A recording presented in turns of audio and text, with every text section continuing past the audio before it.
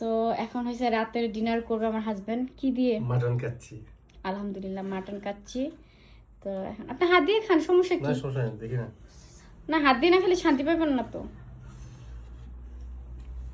এটা পুরো বাংলাদেশের যে বলে অথেন্টিক কাচ্চি মানে সেটা। যে পুরান ঢাকার মানুষ যে কাচ্চিটা বানায় না, ঠিক সেই লেভেলের সেটা। আর ওদের এখানে যে ভিড়, বাবা রে বাবা, মানে এর কারণে আমার হাজবেন্ড 7টার সময় নিয়ে আসছে নাকি। অনেক ভালো। মানে খায়া শান্তি। তুমি কি শোনো?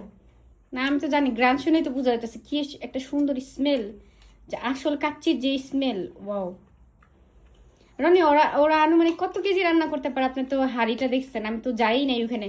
আর এত বাঙালি মানুষ, মানে ভিড়ের জন্য যাওয়া যায় না। ওদের অলরেডি 2 হাড়ি বলে শেষ হয়ে গেছে।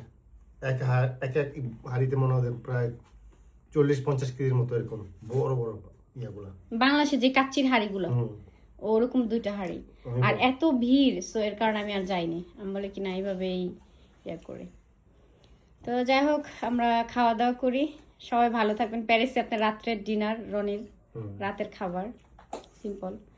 তো সবাই ভালো থাকবেন, আসসালামু আলাইকুম।